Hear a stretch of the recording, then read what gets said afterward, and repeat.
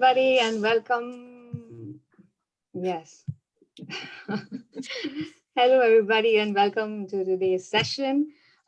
Before we start off, we just want to let everybody know that this session is being recorded.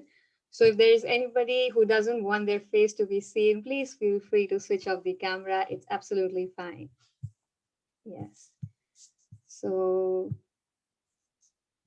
I will just begin with a very small presentation. That's the point. We're not supposed to talk too much. It's Emilia's day. Yeah. So I'll just start. Hello. And so today the webinar is being organized by International Working Women of Finland, which I assume you all know because you've come to this event.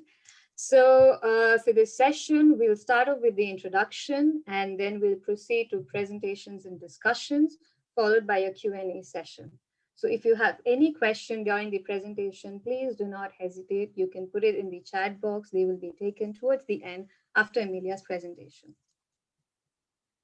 So just a small introduction about IWWOF. So International Working Women of Finland is a community where we have women from different international backgrounds who come together and work for a very inclusive and diverse Finnish society. We take this opportunity from this platform to empower, to enrich, and to make much more opportunities available to everybody present here.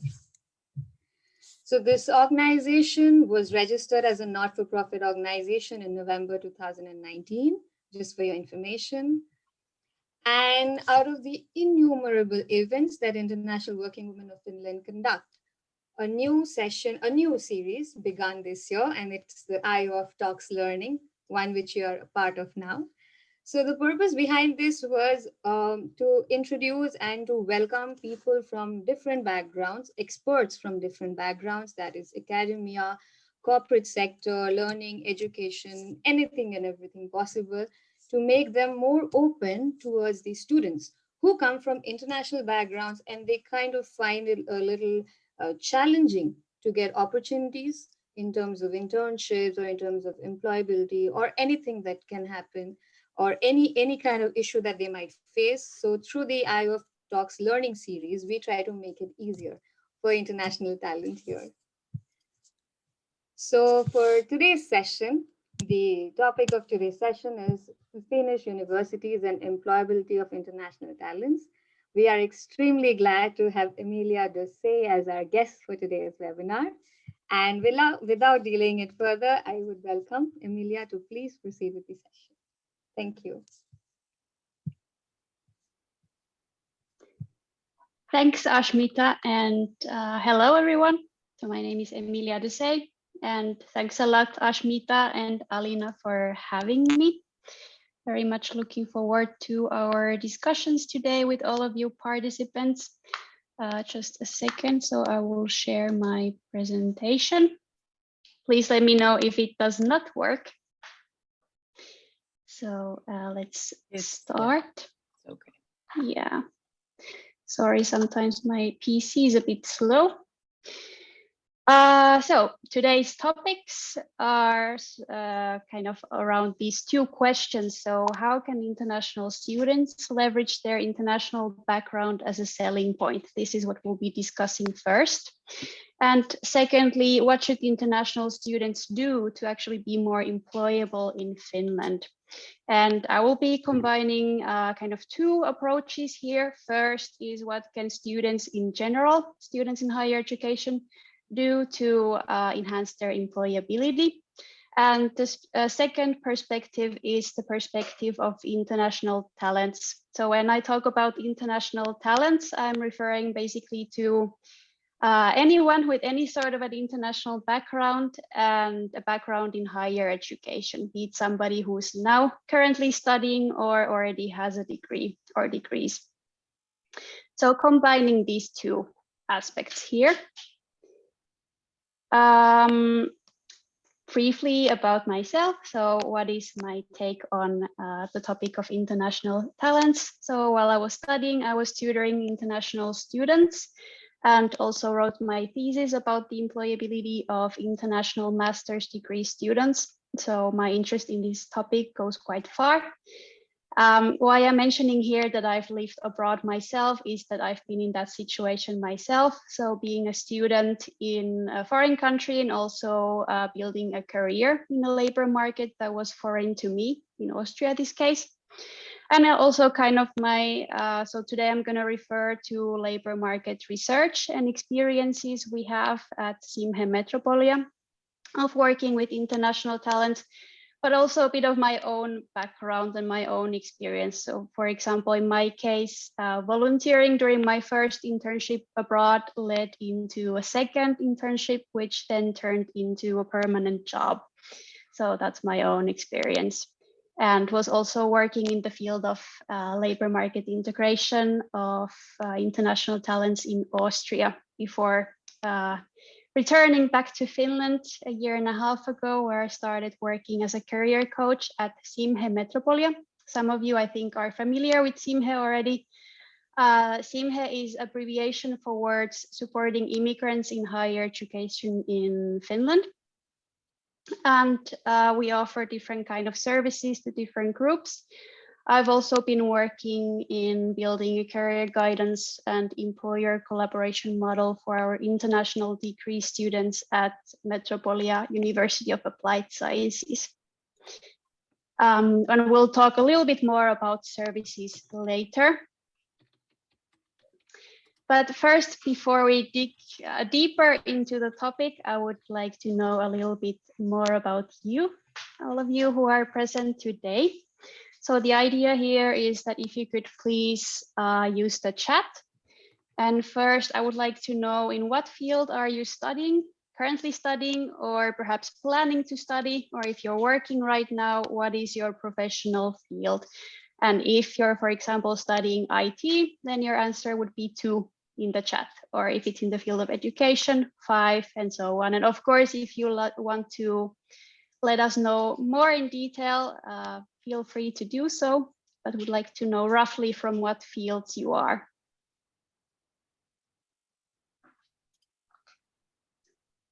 And you can take your time to answer. And Alina will surely let me know if there are some answers.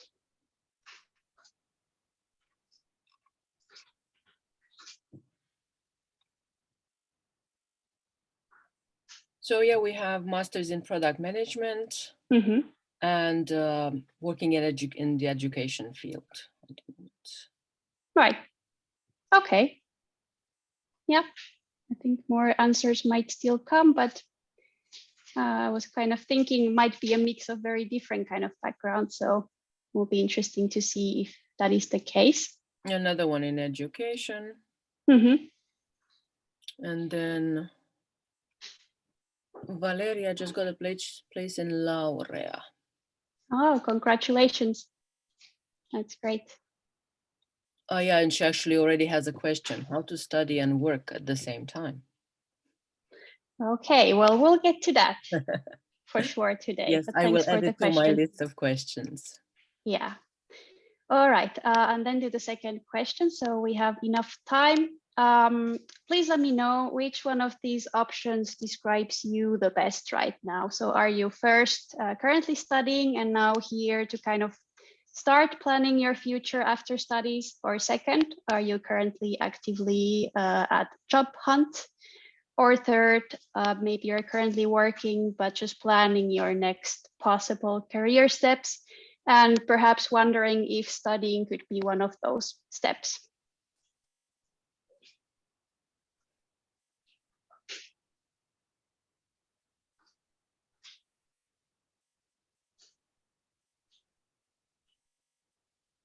Any answers so far? Yes, so we have Bimi, who is currently actively searching for a job. And then we have Anita, who had already answered earlier that she's also searching for a job. All right. And then we have working but planning next possible career steps. And Carolina has 1 and 2. 1 and 2 from the second question. Yeah. Yeah. And then Nahil is currently studying and looking for part-time jobs. So quite a lot of answers we're getting. I plan to start my studies and wish to seek an active internship work while I study. So, right. a lot of people actively also looking for part-time work. Okay, great. Thanks a lot for participating. Good to Also have somebody in Jovan. integration plan and looking for part-time work. Right.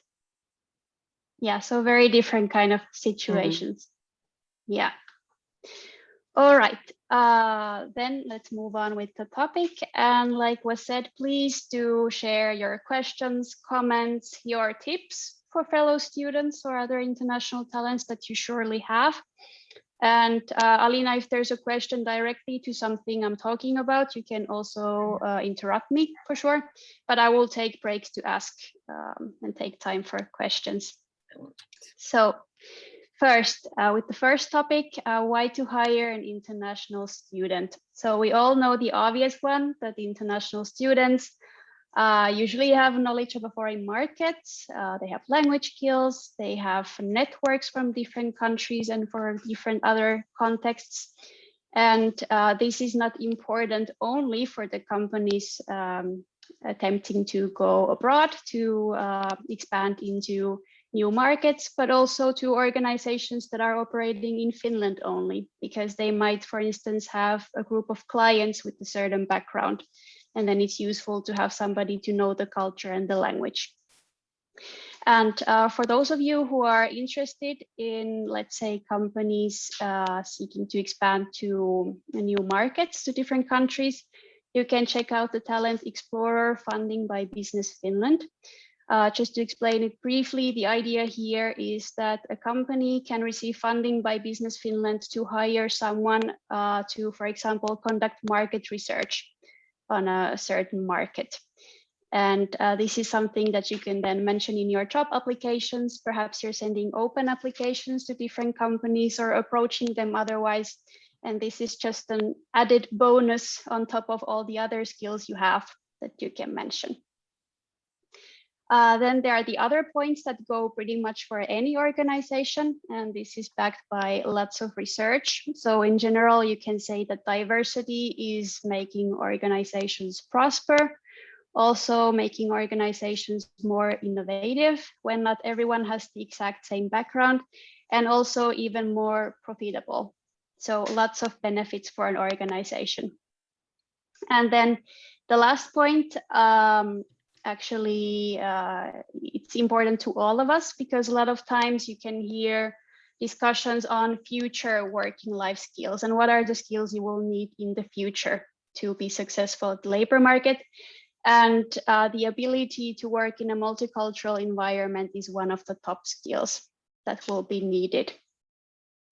But what I would like to emphasize today, like I mentioned in the beginning, these are kind of the points that I would like to highlight regardless of your background. So to think it through, who are you and what can you do? So what kind of skills and knowledge you have, and from all possible sources. So students often ask or are kind of worried about not having so much work experience yet, maybe not having a lot of connections yet and so far.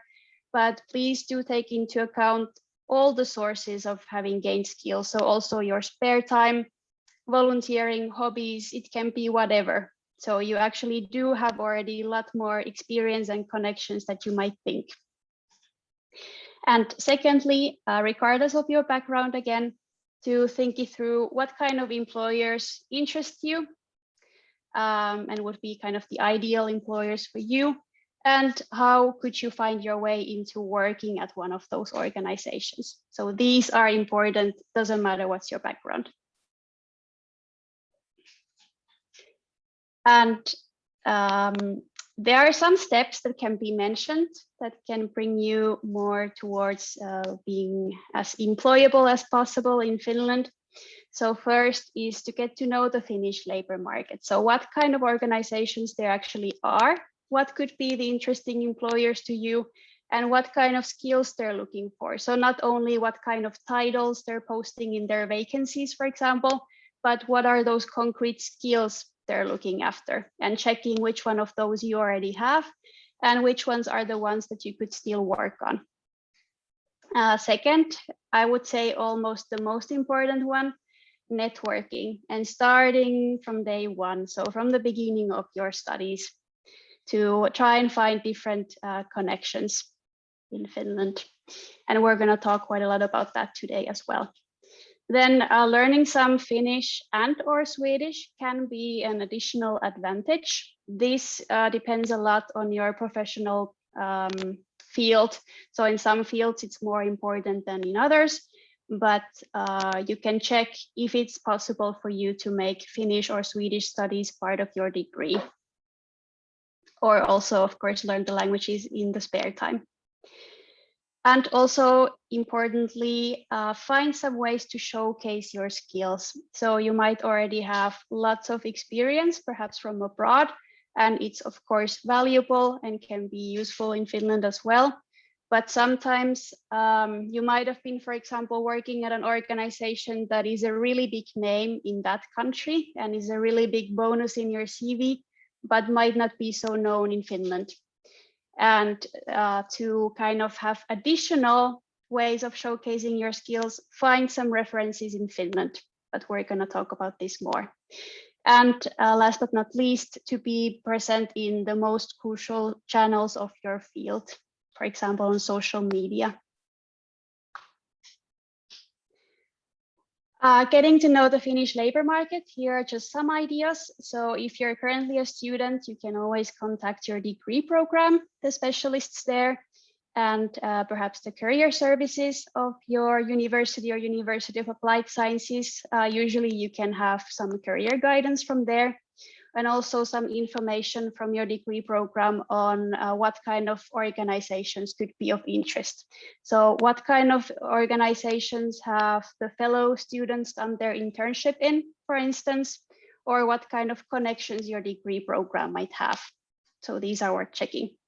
Then Finward's blogs. I'm personally a fan. I think they have lots of good blogs in English for expats about very many different topics about the Finnish labor market.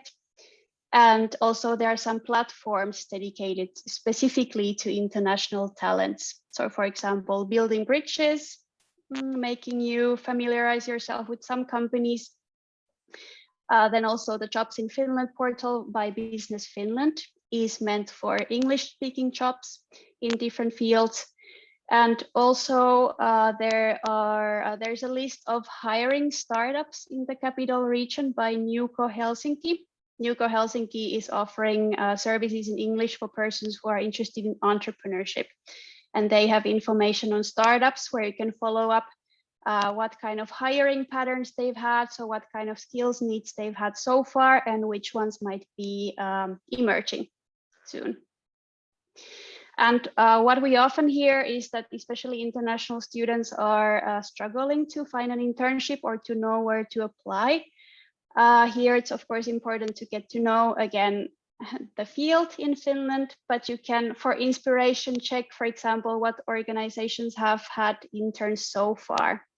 And if you've signed up for this webinar, Alina and Ashmita will send the slides, presentation slides for you afterwards. So you will have some links at the end of the presentation to check from the sources here. And then there's all this knowledge that you gain once you live in the country and from all the connections. So how to approach employers, how is the work culture, maybe not only in Finland, but in a certain organization, if you get to know somebody working there. So kind of observing and asking for these small tips to make it easier for you. But perhaps here could be the first time to check if there are any questions or comments so far. Well, we have the Valeria's question from before, and then another question that came, and also I came up with two questions. So yeah, go ahead. So well, let's start with the questions that were in the chat. Basically, Valeria wanted to know about how to study and work at the same time, and there are quite many people who are planning to do that. So if you have any tips for that. Yeah. You're right, it's also very common in Finland for students to work while they're studying. So one thing that is important to take into account is, of course, what kind of a residence permit you have. That's not the main topic today, but just to remind that it's not the same answer for everyone bureaucracy-wise. So if there are any restrictions to you working, I mean, thesis work, internships, this will be possible to anyone, any student. But for some other cases, you might have a restriction of certain hours per week in average that you're allowed to work.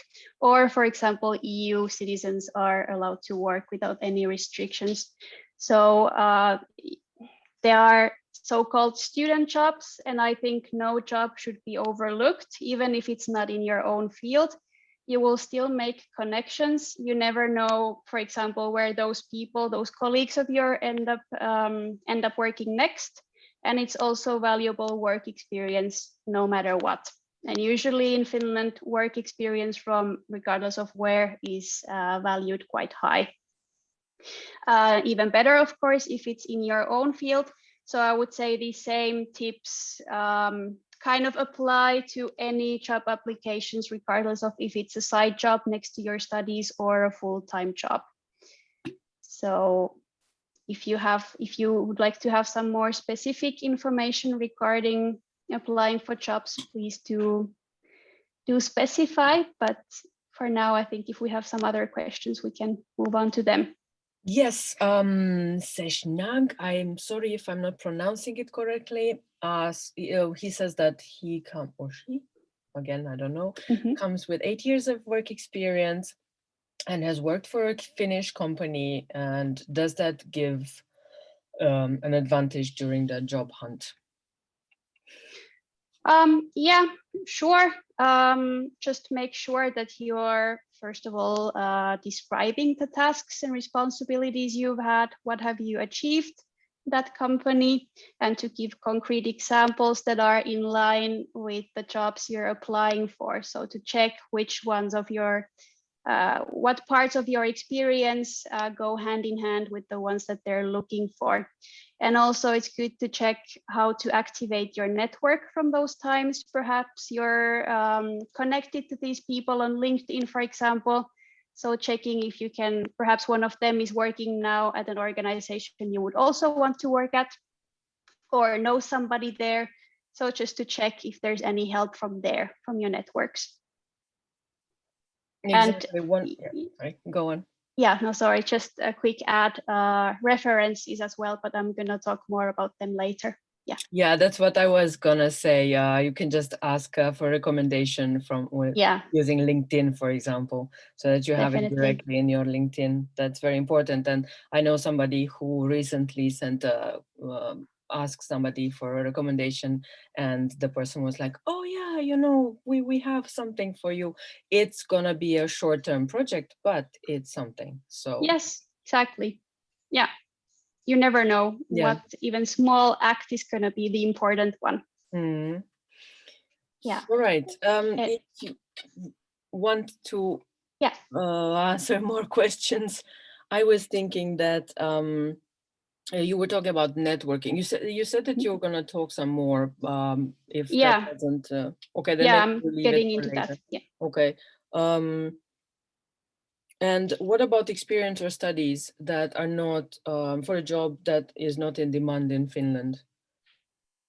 That is a tough question because Finland needs mostly tech. The others. Yeah, no, it's a very good and important question. I'd say regardless of what you've been doing, you for sure have skills that can also be used in other fields. I don't now know what could be, what kind of experience would not be needed at all in Finland. So maybe there even is something linked to your experience. Or then we usually talk about transferable skills and refer to skills, for example, project management. You can have project management skills from very many different professional fields, and yet you can kind of transfer the skill to another field. So it doesn't mean that you wouldn't have any relevant experience, even if you wanted to completely change careers and move to a different field. Yeah, this is something from my own experience that I know many people, for example, who studied like me, English philology or humanities in general, and they now work as project managers in IT companies. This is something that doesn't interest me much. That's why I never tried. But if there's anybody who's interested, you can try for that as well. Yeah, good tip. Yeah. And of course, there's also the thing, something that Tim Ferriss has been talking about, getting the extra. So you have your skill set, but then you just get one that is very in demand, but you can get it pretty fast, let's say, and add it to your skill set, and then you kind of create your own niche in a way. Yeah, definitely. I would say it's the combination of, like you said, so the skills you already have, regardless of from where, and then you check which ones you don't have yet, but how you can acquire those. So what kind of ways you can find. Yeah, many times just one is enough. Yeah. Right. Very good questions. Yeah, sorry. Yes. There are some amazing questions. One is by Carolina. We'll come back to that later. Don't worry. But this, the last question is in connection with the networking that you mentioned about. So I found it very interesting. Sheshnak says, I'm very active in LinkedIn and I'm connected to a lot of the colleagues. However, I have trouble in getting responses from people. Is there a specific way I need to approach people? So, yeah. A very good and important question. I guess the rule number one, if you're approaching people and you don't know each other yet, or you're not sure if they know you, is to always add a message, which is probably something you might already been doing. So not just sending an invitation to connect, but also briefly mentioning why you would like to connect. And what usually works, I would say, as a rough rule of thumb, is to, I mean, you can ask for advice, you can ask for their tips for a certain thing. Maybe the best way not the best way to approach would be to directly ask if they have a job for you, or if they can directly refer you to an internship or something like this, because it would easily make people feel that you're just trying to kind of take advantage of them in a way.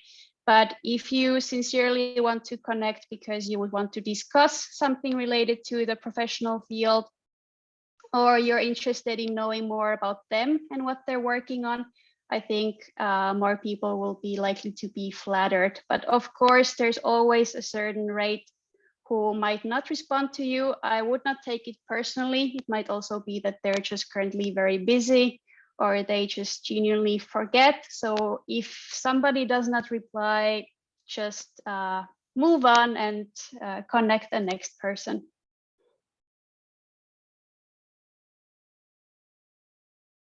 Yeah, but should I now move on with the presentation, or? Yeah, so actually I had not asked this question because it's about networking, so I was keeping it for later, but there's another question that maybe, since we're talking about, so Carolina says that she had solid experience and valid degrees in Finland, but she cannot, she has trouble finding work. Is that because Finns are not welcome as educators? So she's in the education field. Yeah, so you said that you do have qualifications that are kind of official in Finland as well. I think higher education, if I remember statistics well, at least in the capital region, is quite competed. So it's not so easy to find a position. It doesn't mean that you won't have the qualifications and skills sought after, but it's just that there are lots of applicants. That's the one I know the best. I think otherwise in education, if it's at school, so kind of in the basic education system, then it will be a lot about the language skills, apart from international schools, of course. So I would need to know a little bit more in detail about your profile. Maybe you can also have a quick chat after the webinar if you like. But yeah, it depends a lot on the exact your background and what kind of position is in detail you're looking for. Yeah, I heard too that the requirements for the Finnish language are pretty high, even if not necessarily needed in whatever the person is teaching. But yeah, it depends, as you said, about it definitely depends. So I don't want to discourage. I know there are positions that you can that Finnish is needed or Swedish or required, and you'd be teaching in English, or if it's not a teaching position but something else, you'd be working in English. It definitely does exist, and I think it's also slowly growing. But yeah. Yeah, so Carolina says thank you, and she can ask more later. So when we after Emilia finishes her presentation, which will not be long, we take some more questions. So Carolina, you're welcome to ask more. Yeah, definitely. All right. Maybe let's go. Let's continue, and then we have already another question, but let's continue when we get back to it later. All right. Yeah, I'm so pleased to have lots of questions from you. That's great. All right, so to networking, very briefly, why is it so important and why is it one of the main topics today? Is that it's becoming more and more important as a recruitment channel. So it really matters whom you know and whom that person again knows. And that's why it can be said that those vacancies you can find online or anywhere are just tip of an iceberg. So most of the jobs actually are never published anywhere, but they are kind of, they go through networks. And well, here I'm referring to a study where it's specifically about international students. So it can be said that to international students, these networks and shared knowledge about the Finnish labor market that we've also been talking about are maybe even more crucial. So to get to know also students from very many different backgrounds. And perhaps also students who've been in Finland already for a longer time, doesn't matter what's their nationality and so on, but who know a bit more about the culture and the labor market. And this is a good reminder for all of us, regardless of our situation right now. So any networks you have can actually be an additional reason for hiring you. So it's important for anyone's career development. And if you're a student right now, there are lots of ways to do networking. So obviously projects and group work. You can also think about taking courses from other universities or universities of applied sciences. Usually this is possible, at least to a certain extent, just to meet more students from different institutions.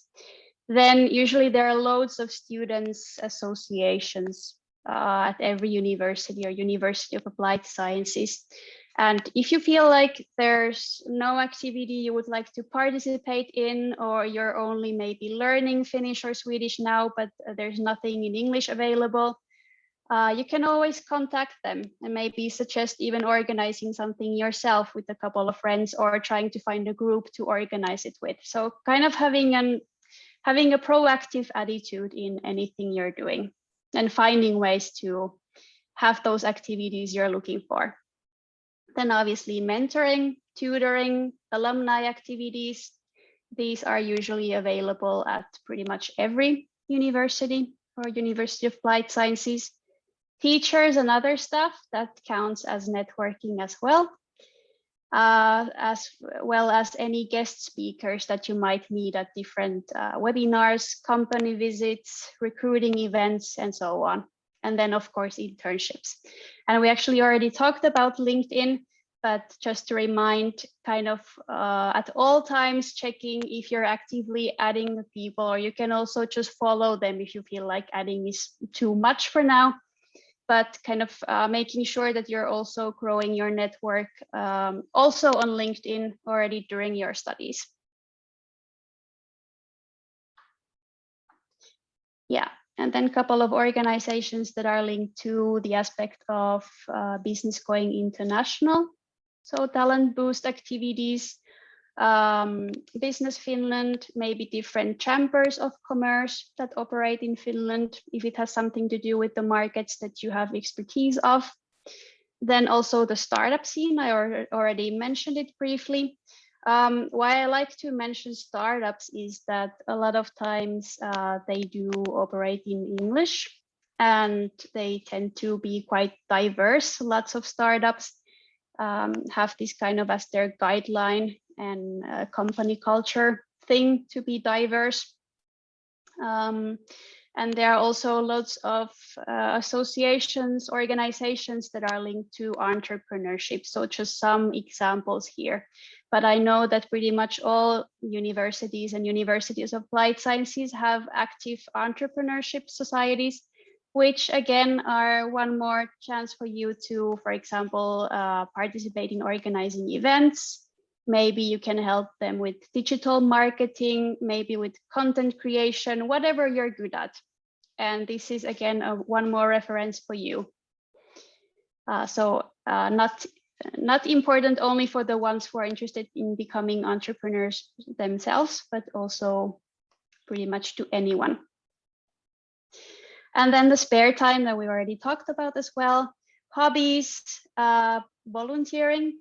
Here are some websites and Facebook groups mentioned where you can find ideas on where to do volunteering. And this is again one more opportunity to get a reference for you. So a reference in the sense of you can actually show what you've been working on. Maybe you organized a webinar series, maybe you created a digital marketing campaign for an association. It can be whatever, but a way to showcase what you can do. And also reference in the sense of what Alina said earlier. So you can ask somebody you've been working with to recommend you on LinkedIn to write a recommendation for you. You can also ask them if you can mention them in your CV as a reference. And references are really important in job search. And the source I'm referring to here is a study conducted quite recently on some Finnish employers from different sectors. And they tend to emphasize references from Finland. So it can be also from spare time activities or volunteering. And of course, you can still mention your references from abroad. I'm not saying they don't matter, but it's good to have also some references from Finland. Events, mentoring programs, lots of different organizations organize mentoring. And all the other organizations that are available. Of course, International Working Women of Finland, but here are also some others mentioned as examples. Any questions for now before I go kind of to the last slide?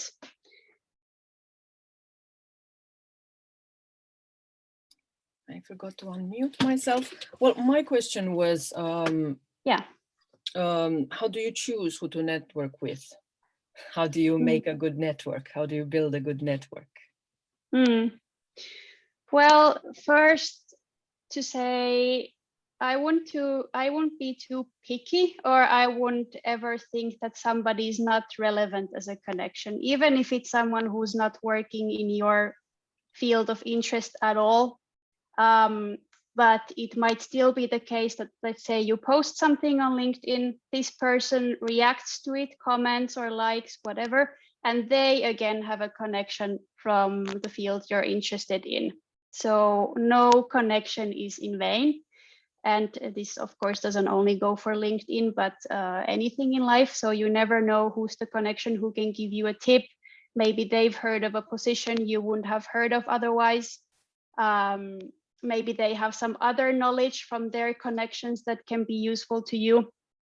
So anyone, you know, from your hobbies, spare time, wherever, I would make sure that you're maintaining the connection. Otherwise, if we think of it, I guess you can choose different strategies. You can go for persons that are working in the industry you're interested in, or persons who have the title you're interested in. Perhaps you're looking for persons who are very well known in the industry of your interest. So let's say now on LinkedIn, those kind of top influencers on LinkedIn who are posting a lot, who have a lot of followers, a lot of connections. Maybe you want to go for those, or maybe you choose a different strategy to go for the ones who are maybe not so active, but seem to be still posting about topics that are interesting to you. So I would always kind of choose accordingly and try and have different strategies as well. And by the way, if you're applying for a job and you, for example, have been invited to the job interview, I would recommend checking, if you know who's going to be interviewing you, also checking their LinkedIn profiles, because you can find out a little bit more about them. Now, I'm not talking about stalking, but to know if they've been posting about a certain topic, for example, something that they are currently working on, something that they seem to be very interested in because they're posting about it. So just to have more information for you to prepare for the job interview. Sorry, I kind of went to a different topic already, got too excited. No, that's a good tip, because for example, I have an interview after this.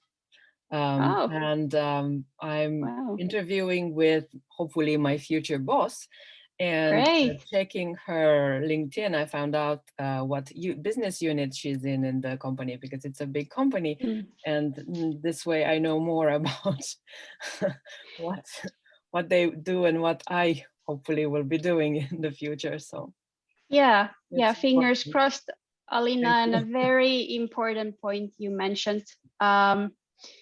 Like, what could be a better way to showcase your motivation than to show that you've actually been doing all this background research? So finding out about the organization and about the people working there. I think that's a way better way to show that you're interested exactly in this position and organization than just saying it. So yeah, thanks, Alina, for bringing it up. Any questions or comments? Otherwise, or should I move on? I only have a couple more slides, so. Yeah, we don't have new questions. Let's move on, and then we see what questions we get. Yeah. All right. So the last point for now, about demonstrating your skills. So of course, the studies you have been taking or are taking, your work experience, any other experience you have, that does already showcase the skills you have. But you can also think of other ways to support it. So you can check, for instance, what would be relevant certifications in your field. Is it something about digital marketing? Is it a certain project management certification that lots of employers are looking for, or whatever? And it could be that these are already part of your degree studies that you can take, maybe some certifications supported by your university, or you can find other ways of taking these. And this comes down to being aware of what kind of skills needs there are again. Then videos and podcasts are a good way of not only showcasing what kind of skills you have, but also, for example, what kind of language skills you have. Maybe you're making a short video in Finnish about something in your own field, if you're now learning Finnish, or in English. You can show your presentation skills, and also this is usually an easier way to attract attention. Again, for example, in social media than texts. Maybe some of you feel like you're stronger in written communication than oral, so blogs, articles are also a good way to show your expertise and share it with others. It can be anything linked to your studies or your experience, maybe about your volunteering. So just to show that you are very well aware of this, very knowledgeable of this topic you're writing about. And a lot of different kind of jobs nowadays require creation of written content, as you know. So it's a very relevant skill to highlight. And every time you're creating content, doesn't matter in what form, remember to think also about where and how to publish it. And maybe if you have some ways of marketing it, just to make others aware of your expertise as well. Then portfolios and shared platforms. By shared platforms, I mean, for example, GitHub can be relevant if you're in IT, especially a programmer. And these are an opportunity for you to show your skills, especially if you don't have lots of experience in your own field yet. So if you haven't had programming jobs yet, but you want to show what kind of projects you've been working on, GitHub and others alike are a chance to do so. And then portfolios is maybe something we usually combine with arts, but it can be relevant in other fields as well. So it can comprise of basically anything you've been producing, maybe your blogs, articles, photos, maybe you've been managing a social media campaign for an association. It can be anything. And here I have the example of something one might not first think about. So even if you're studying, for instance, social services at University of Applied Sciences, you want to work in early childhood education, it might be a portfolio of any kind of games you've developed for kids. So it can really be anything that could be of interest to a potential employer and bring added value to them. So good to think through. And obviously these are all samples of your work that you can also add to your job applications. And to conclude my presentation, remember anytime you're changing jobs, finishing studies, even finishing one specific course, don't only think about the transcript of records or work or degree certificates, but also what kind of networks did you gain? What kind of connections did you make? And also about maintaining those. And at the same time, reflecting all the new skills you've acquired or you've improved in. And if you're looking for support in terms of career guidance, whom can you contact? So if you're currently studying in Finnish higher education, you can contact your own degree program. And most of the institutions will also have career services you can contact. And if you're currently not studying, but thinking about studying and you have an international background living in Finland, you can check out the SIMHE network that is available around Finland. So SIMHE career guidance at different universities and universities of applied sciences. And what we can help you with is to find study paths and also other kind of career moves you're planning. But yeah, if there are any questions and comments now, would be happy to hear. Or something I maybe didn't talk about at all yet and you were looking forward to talking about.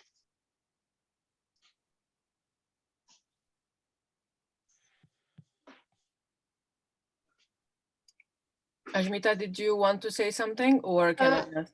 Yeah, I saw a message from Blondina that Yes, says that, yes.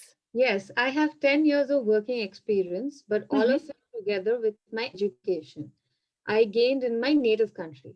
Currently, I live in Finland and soon my maternity leave will end. I was considering starting new studies, PhD or master's again. That would increase my chances to work in my field here in Finland. I wonder if it is so. Yeah, thanks. A very good question. Important topic. Well, if you're thinking about getting a new degree also because you feel like there's something you would want to learn something new and it's in a field you want to get to know better, why not?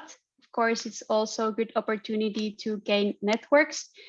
Another possibility is Open University or Open University of Applied Sciences. So you don't always need to study a full new degree.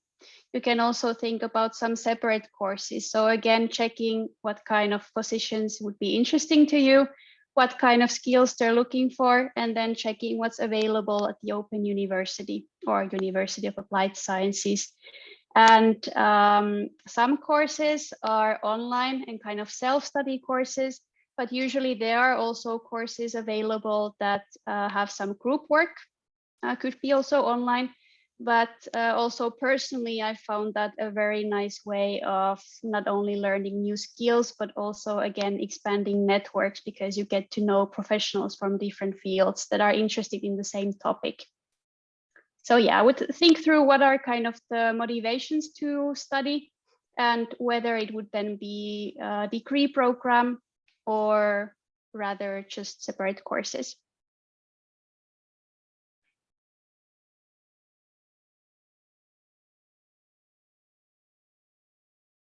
There was another question.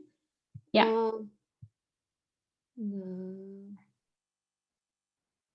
Yeah.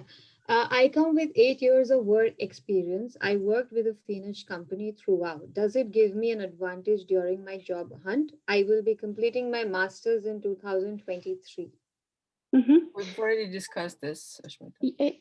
Yeah, I think we had this one, but no worries. It's already been lots of questions, so thanks for being so active. Yeah, even I was busy taking the notes from what you were saying. Yeah, I noticed that you were very focused. No problem at all. Any tips that somebody would like to share? I know lots of you for sure have loads of experience, so any advice you would like to give to others? What worked for you? Or what is something you would not recommend to others?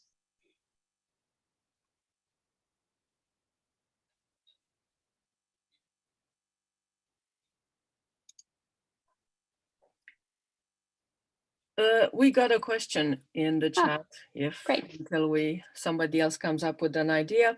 So Anita says, I hold a master's degree in engineering. I have 5 years of teaching experience. I'm planning to change my career to data analysis. Is Talent Boost program beneficial for me to switch to IT? Yeah. Are you now referring to programs Career Boost in Simhe, or what kind of Talent Boost program are you talking about? Because Talent Boost is a big initiative and there are lots of different activities. So are you referring to something specific? Or probably talking about some further education program that is available for international talents. So what we have at Simhe Metropolia, for example, is for job seekers living in the capital region, programs in a few fields where you can take courses in this field to kind of top up on the knowledge you already have from your own field. So yeah, I would definitely recommend those. And also I know there are lots of other initiatives as well, where the idea is that you already are a professional in your field, but you're just gaining new skills or kind of updating the skills you already have. So I would say this goes in line with what I said about open university studies. So the idea of constantly updating our skills is important to anyone, not only for the current job seekers.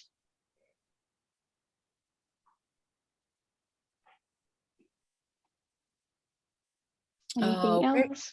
Yeah, we have another question. Keksin, I don't know if I pronounce it correctly. My situation is similar to Blondina. I have 8 years experience in tax office abroad. Is there any chance I could find a job in Finland? Could you explain more about the Open University? Where can I find the information? Yeah, sure. There are different ways. So when you're thinking about studying in higher education in Finland, the best example of portals is probably studyinfo.fi if you're looking for studies in English, and if in Finnish it would be opintopolku. But there you can find degree programs and usually also open university courses.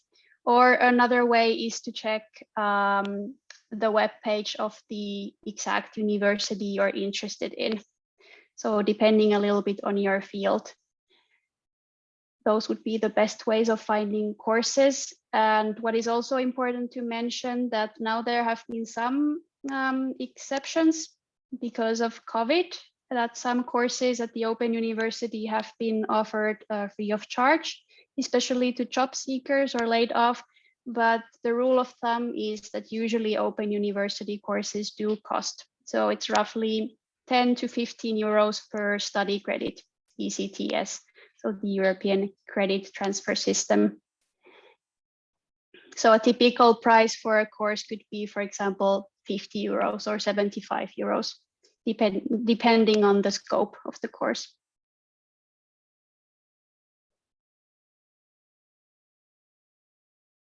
I hope I answered the question. If you want some more specific information, please let me know.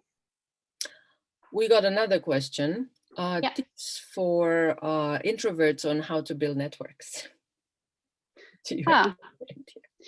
Well, I believe introverts are actually better at networking than they or we think, for the reason that, okay, now this is a lot about generalizing.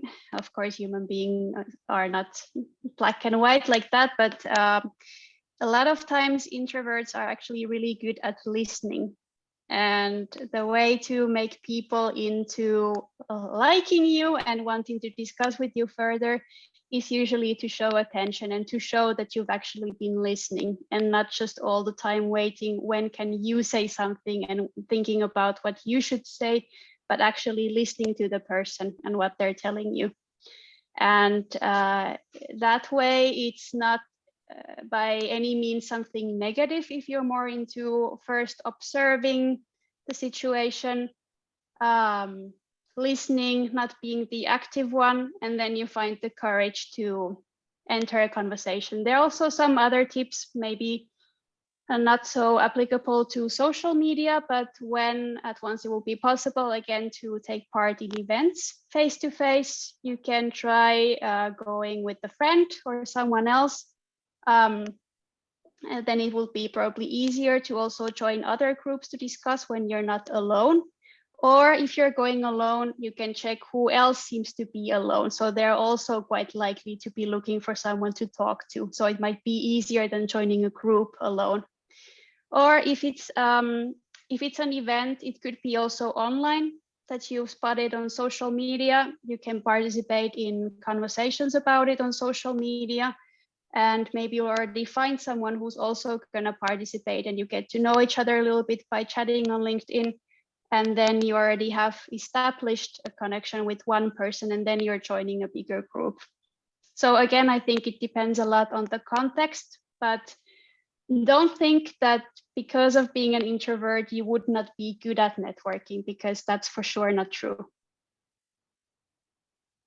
Well, she says thank you for the answer. So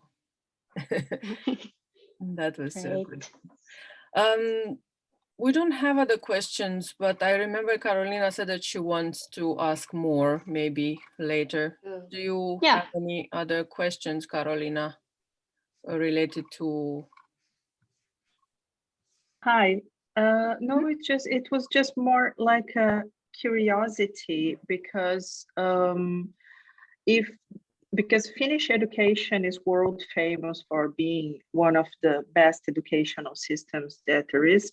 So I was wondering if that would mean foreigners wouldn't be precisely welcome to join as education professionals, because I see lots of people, not only me, but lots of former colleagues from college were struggling to find a place, although very qualified and experienced. You now mean for teaching positions? Yes, right? Yes, teaching positions, and most of us would be teaching in English, because we would be teaching for University of Applied Sciences, because that's what we graduated from. Yeah. And even local Finnish teachers are also teaching these courses in English. So I'm not sure not knowing Finnish or Swedish would be a complete impediment for that. Yeah, definitely a good point. And thanks for the question. Well, I would not want to believe that people with an international background, with expertise and qualifications in education would somehow be overlooked. I sincerely hope this is not the case. I think it might again be a lot about the connections, and otherwise I'm thinking, personally, I would maybe try and find any possibility to have teaching experience from Finland. So basically from employers that are known here. So I understand if the main goal is to work in higher education, don't give up on that. But there are also lots of private providers of all sorts of courses, depending a little bit on what you'd be teaching. but they also are looking for qualified teachers, so with pedagogical qualifications, and might have a bigger selection of jobs available. So I would also see into that. And if you find some other opportunities to for example, related to training, something you could try and find as well, just to have more references here, I would say. Thank you very much. I think having Finnish references from Finnish institutions seems to have much bigger part than I would be thinking of. So thank you for reminding me of that. Yeah, pleasure. Thanks for a very good question. Yeah, I think we are done with questions. Looks like that. All right. So yeah, maybe we could wind up now, unless Emilia, you want to say something, you want to share something else. There's something that you would like to say. Yeah, maybe just once more thanks for such active conversation. I really enjoyed it, having all the questions from you. And yeah, I'm still here if some of you want to ask something later. Or I realized I didn't actually mention my contact info on the presentation, but I can add it on the chat. Yeah, if you could please do that, then. Yeah. Yeah. Yeah, sure. Excellent. Thank you. Well, then shall I stop the recording? And Yeah, thank you can everyone stop the for joining recording. us, and Emilia. Yeah. Thanks. Emilia, did you share your contact details? I will now. Yes. So anybody who wants to contact Emilia, please, you can take the details that she's sharing in the chat section. Yes. Yeah. Okay. So thank you so much, Emilia, for being a part of this webinar and this series. It was really nice having you today. Thanks for hosting and thanks for participating, everyone.